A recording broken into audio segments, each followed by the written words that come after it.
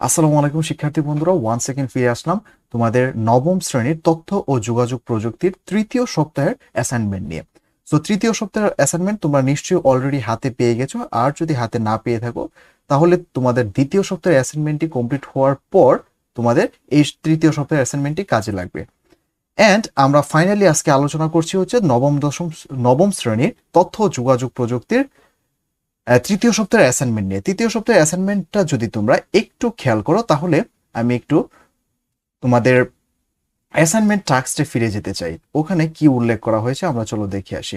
So এখানে দেখো তোমাদের নবম শ্রেণীর তথ্য ও যোগাযোগ প্রযুক্তির মাঝে কি কি এই প্রশ্নগুলি তোমাদের উল্লেখ করা হয়েছে। তার মধ্যে অন্যতম হচ্ছে বর্তমান করোনার ন্যায় পরিস্থিতি অর্থাৎ স্বাভাবিক শ্রেণী কার্যক্রম পরিচালনা সম্ভব না হলে ই লার্নিং এর সাহায্য নিয়ে শিক্ষা কার্যক্রম কিভাবে সম্পন্ন করা সম্ভব তোমার প্রস্তাবনায় প্রতিবেদন আকারে উপস্থাপন করো। সো তোমাদের একটি প্রতিবেদন দিতে হবে।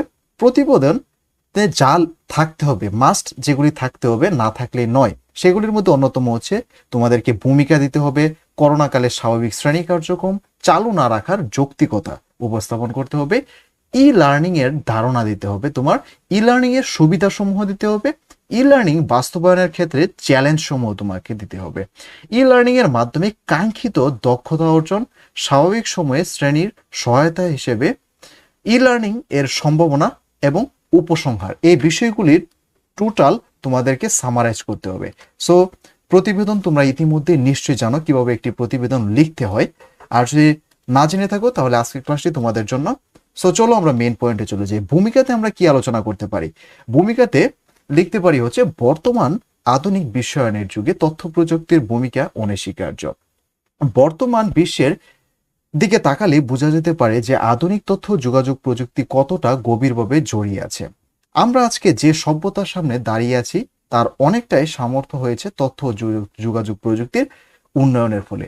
বর্তমান সময়ের তথ্য ও যোগাযোগ প্রযুক্তির ব্যবহার এতটাই বৃদ্ধি পেয়েছে যে শিক্ষা প্রতিষ্ঠানেও এর ছোঁয়া লেগেছে। যোগাযোগ প্রযুক্তির আধুনিকায়ন এবং ইন্টারনেটের বদৌলতে শুরু হয়েছে ই লার্নিং। ই লার্নিং হলো ইলেকট্রনিক লার্নিং, অর্থাৎ ইন্টারনেটের ব্যবহার করে কিংবা ব্যক্তিগত নেটওয়ার্ক, টেলিভিশন, রেডিও ইত্যাদির মাধ্যমে শিক্ষা প্রদান করাই হলো একটি আধুনিক পদ্ধতিতে পাঠদান পদ্ধতি।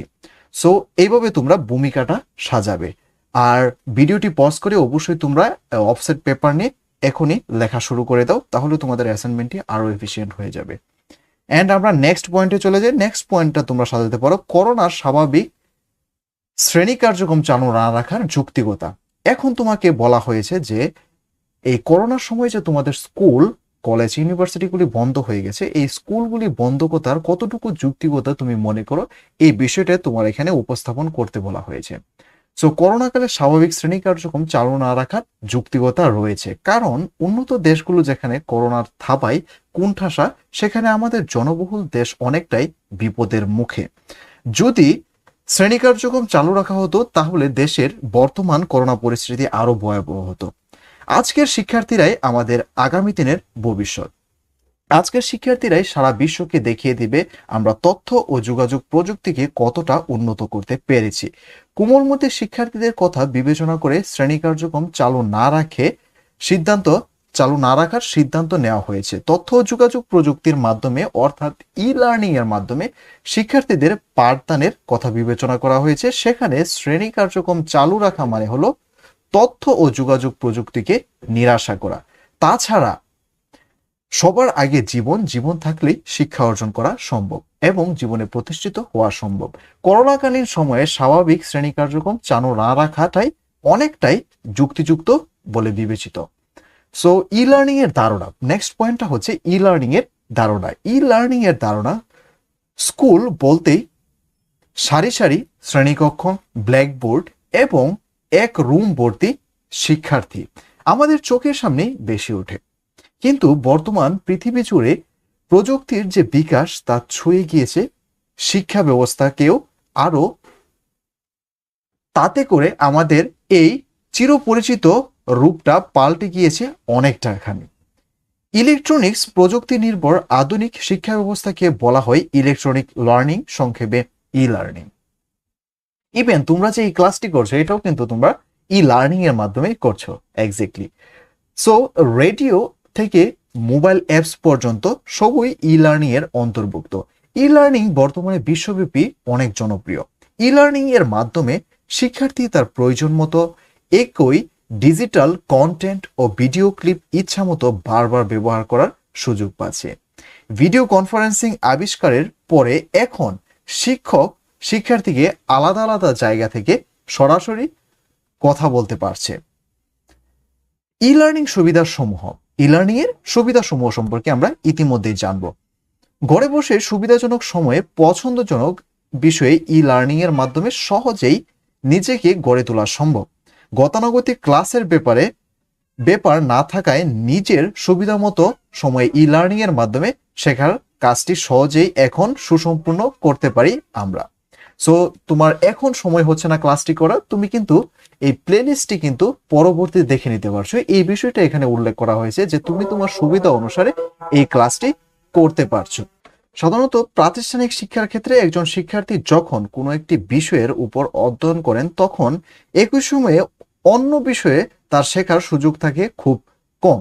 অথচ আমরা কিন্তু ই লার্নিং এর মাধ্যমে কিন্তু এটা অতি সহজেই করে ফেলতে পারছি। তোমরা এই বিষয়গুলি ভিডিও পজ করে করে তোমরা এক্সারসাইজ করার চেষ্টা করবে এবং নোট ডাউন করার চেষ্টা করবে। ইভেন তুমি চাইলে অফসেট পেপার নিয়ে তুমি তোমার এই অ্যাসাইনমেন্টটি ভিডিও পজ করে করে তুমি অ্যাসাইনমেন্টটি কমপ্লিট করে ফেলতে পারো, কেমন? সো আমরা নেক্সট পয়েন্টে চলে যাব যে তোমরা এগুলি পড়ে নিবা। আমি ডেসক্রিপশন বারে এই পিডিএফটি ডাউনলোড লিঙ্ক দিয়ে রাখবো, অবশ্যই ডাউনলোড করে নিবা।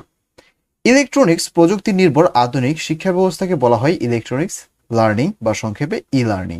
এগুলি তোমরা জানবা। Electronic learning. সো নেক্সট পয়েন্টটা হচ্ছে আমাদের কি, নেক্সট পয়েন্টটা হচ্ছে তোমাদের একটু দেখো যে ই লার্নিং বাস্তবায়নের ক্ষেত্রে চ্যালেঞ্জ সমূহ। ই লার্নিং বাস্তবায়নের ক্ষেত্রে চ্যালেঞ্জ সমূহ কি কি এই বিষয়ে আমরা বিস্তারিত জানবো।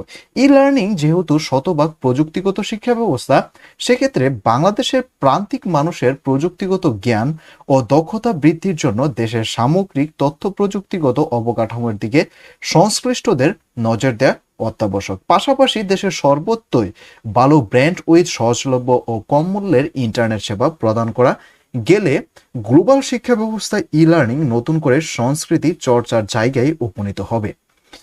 মূলত বাংলাদেশে থাকা সাধারণত মানুষের মধ্যে সহজলভ্য করে দেশের শিক্ষা ও সংস্কৃতির মূল অংশ পরিণত হবে কিসের মাধ্যমে? ই লার্নিং এর মাধ্যমে। ই লার্নিং বাস্তবায়নের ক্ষেত্রে চ্যালেঞ্জ সমূহ নিচে তুলে ধরা হলো। পাবলিক বিশ্ববিদ্যালয়গুলোর প্রযুক্তি অবকাঠামো ও সক্ষমতা এখনো অনলাইন কার্যক্রম চালানোর ন্যূনতম পর্যায়ে পৌঁছাতে পারেনি। সো 2 নাম্বারটা হচ্ছে করোনার দুর্যোগকালীন বিশেষ শিক্ষা পুঞ্জি তৈরি করে সেই সময়ের মধ্যে শেখানো সম্ভব এমন শিক্ষাক্রম ও পাঠ্যপুস্তক এখনো হয়নি। 3 নাম্বারটা যদি আমি বলি তাহলে হচ্ছে নতুন করে কম্পিউটার ও মোবাইল ফোন কেনার সামর্থ্য অনেকেরই কিন্তু নেই। 4 নাম্বার ইন্টারনেট সেবার অবকাঠামো উন্নয়ন এবং শিক্ষার্থীদের কাছে বিনামূল্যে পৌঁছানো ছাড়া শিক্ষাকে অনলাইনে নিয়ে গেলে তার নতুন ধরনের বৈষম্য সৃষ্টি করতে পারে। 4 নাম্বার হচ্ছে ভার্চুয়াল পরিবেশে নেওয়ার জন্য যে প্রশিক্ষণ প্রয়োজন তা সঠিকভাবে গড়ে ওঠেনি। এখন স্বাভাবিক সময়ে শিক্ষার সহায়তা হিসেবে ই লার্নিং এর সম্ভাবনা।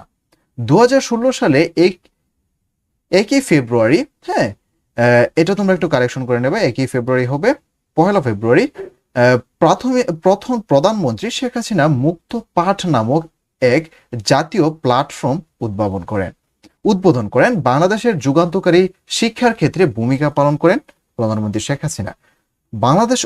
বাংলাদেশ অর্জন করে বিশ্বের সবচেয়ে সম্মানজনক পুরস্কার World Summit on Information Society WSIS।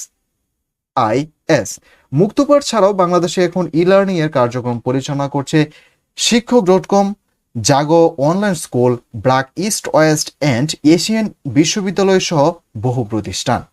এছাড়াও anytimeschool.com এর অনেক শিক্ষা কার্যক্রম চলছে এই বাংলাদেশে। একটি বেসরকারি শিক্ষা প্রতিষ্ঠান সাধারণের জন্য ক্ষুদ্র ক্ষুদ্র প্রয়োজনীয় ই লার্নিং কার্যক্রম চালু করেছে। এখন বেশি জনপ্রিয় হয়েছে আমাদের এই দেশে। অন্যদিকে 2002 সালে university of Massachusetts technology which means MIT প্রথমবারের মতো 50টি ই লার্নিং কোর্স চালু করেছিল এমআইটি। এর উদাহরণ খুবই দ্রুত ছড়িয়ে পড়ে বিশ্বব্যাপী। শুরু হয় ওপেন ওয়াচ অনলাইন জ্ঞান অর্জনের ক্ষেত্রে। এখন অনেক বড় প্ল্যাটফর্মের নাম হয়েছে এনি টাইম স্কুল। এখন উপসংহারে চলে আসি। উপসংহারে আমরা বলতে পারি, তাই বলা যায় ই লার্নিং আমাদের দেশকে যুগান্তকারী মাধ্যম হিসেবে পরিগণিত করেছে। ই লার্নিং পদ্ধতির মাধ্যমে প্রযুক্তিগত যে বিপুল সোনালী সম্ভার রয়েছে তাকে যথাযথ রূপায়ণ করা গেলে লেখাপড়া, জ্ঞান ও দক্ষতা খুব সহজেই সমৃদ্ধ হয়ে উঠবে এই সোনার বাংলা। আশা করি শিক্ষার্থী বন্ধুরা আজকের অ্যাসাইনমেন্টটি তোমাদের অনেক অনেক ভালো লেগেছে। যদি ভালো লেগে থাকে অবশ্যই লাইক, কমেন্ট এবং ফ্রেন্ডদের মাঝে শেয়ার করে দিবে। অ্যান্ড সকল প্রকার আপডেট পাওয়ার জন্য অবশ্যই সাবস্ক্রাইব করতে হবে। সে আবারও হাজির হবে তোমাদের নতুন কোনো অ্যাসাইনমেন্ট নিয়ে চতুর্থ সপ্তাহে। সে অবধি ভালো থাকবে এবং সুস্থ থাকবে। আজকের মতো বিদায় নিচ্ছি। আল্লাহ হাফেজ।